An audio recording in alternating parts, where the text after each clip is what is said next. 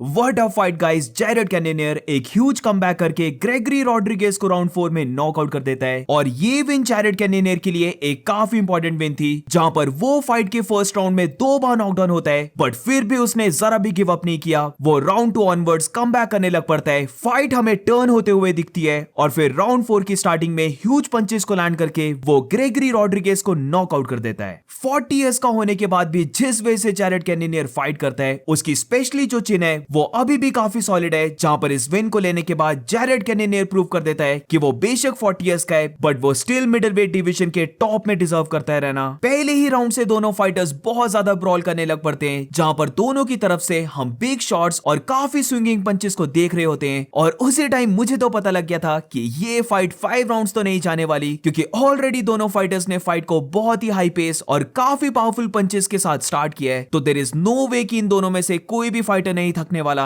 जहां पर Gregory Rodriguez की बात करें तो उसने राउंड 1 में अपनी सारी बेट्स को डाल दिया था, क्योंकि उसने जैरेड कैनेनियर को 2 बार नॉकडाउन किया। तो इन्हीं नॉकडाउन के बाद वो दोनों बार गया था जैरेड कैनेनियर को फुल एनर्जी के साथ फिनिश करने के लिए, but unlucky to him Jared Cannonier survive कर जाता है और फिर राउंड 2 ऑनवर्ड्स हम उसे डिक्लाइन होता हुआ देखते हैं। राउंड 1 की बात करें तो ये राउंड पूरा ग्रेगरी रॉड्रिगेज का रहा, जहां पर बेसिकली वो जैरेड को डोमिनेट करता है, उसे पूरे राउंड में वॉक डाउन कर रहा था। और राउंड 1 में हम दोनों की पावर का क्लियर डिफरेंस देख सकते थे, जहां पर जैरेड कैनेनियर जब अपने पंचेस को लैंड कर रहा था तो वो पंचेस लेने के बाद भी ग्रेगरी रॉड्रिगेज बस वॉक डाउन करे जा रहा था जैरेड कैनेनियर को। और यही सेम पंचेस जब ग्रेगरी रॉड्रिगेज जैरेड कैनेनियर के ऊपर थ्रो कर रहा था तो जैरेड कैनेनियर हर एक पंच लेने के बाद काफी हर्ट हो रहा था। और क्लियरली हमें फिजिकल पावर का डिफरेंस दिख रहा था। जब भी ये दोनों फाइटर्स ने ब्रॉल किया है तो ग्रेगरी रॉड्रिगेज के पंचेस हमेशा जैरेड कैनेनियर को हर्ट कर रहे थे। फिर राउंड 1 के मिड में एक बहुत बड़ी मूवमेंट आती है, जहां पर ग्रेगरी रॉड्रिगेज 1-2 स्ट्रेट पंचेस और इस राइट पंच से जैरेड कैनेनियर नॉकडाउन हो जाता है। बट ये ह्यूज पंच लेने के बाद भी अगर हम देखें तो जैरेड कैनेनियर ने बहुत जल्दी रिकवर किया। वो एकदम से वापस खड़ा हो जाता है और बेसिकली दोनों फाइटर्स फिर अपने पंचेस को स्विंग करने लग पड़ते हैं, जहां पर एंड ऑफ द राउंड 1 में फिर से वो नॉकडाउन वाली मूवमेंट आती है, जिधर जैरेड कैनेनियर अपने राइट पंच को थ्रो करता है, बट ग्रेगरी रॉड्रिगेज एक बहुत अच्छी हेड मूवमेंट को दिखाते हुए उस राइट पंच को स्लिप करते करते एकदम से कैनेनियर को खुद के राइट पंच से काउंटर कर देता है। और कैनेनियर ये पंच लेने के बाद ग्राउंड में जा ही रहा था, बट इसके ऊपर से ग्रेगरी रॉड्रिगेज का लेफ्ट हुक भी लैंड होता है, जिसकी वजह से जैरेड कैनेनियर और भी ज्यादा हर्ट हो जाता है। और ये देखते हुए ग्रेगरी रॉड्रिगेज फुल आउट चले जाता है जैरेड कैनेनियर को नॉकआउट करने के लिए, जहां पर यही उसकी सबसे बड़ी प्रॉब्लम थी, क्योंकि जैरेड कैनेनियर सर्वाइव कर जाता है। और फिर राउंड 2 ऑनवर्ड्स क्योंकि रॉड्रिगेज ने बहुत ज्यादा पावर को ऑलरेडी यूज कर दिया था, तो फिर राउंड 2 से पूरा ही ऑफ लेना पड़ा, जहां पर इस राउंड में जैरेड कैनेनियर उसे प्रेशर करता है, उसे वॉक डाउन करता है। और फिर हम फील कर सकते थे कि फाइट अब थोड़ी सी टर्न होने लग पड़ी है, जहां पर जैरेड कैनेनियर के पंच कॉम्बिनेशंस लैंड होने लग पड़े। और रही बात ग्रेगरी रॉड्रिगेज की, तो वो अपनी एनर्जी को कंजर्व करने के लिए जरा भी बिग शॉट्स को लैंड नहीं कर रहा था, और बोल सकते हैं कि वो पूरे राउंड में डिफेंसिव वे में फाइट करता है। बट इसके बाद जब राउंड 3 की बात करें तो यहां पर एक बार फिर से ग्रेगरी रॉड्रिगेज अपनी पावर को शो करने लग पड़ता है, जहां पर क्योंकि उसने राउंड 2 को ऑफ लिया था तो अब उसके पास वो एनर्जी थी कि वो राउंड 3 में यूज कर सके। और एग्जैक्टली ये शो करते हुए राउंड 3 उसके लिए बहुत अच्छा जा रहा था, जहां पर राउंड 1 की तरह तो नहीं, बट अगेन वो जैरेड कैनेनियर को थोड़ा सा प्रेशर करने लग पड़ा, उसके ऊपर बिग पंचेस को लैंड करने लग पड़ा।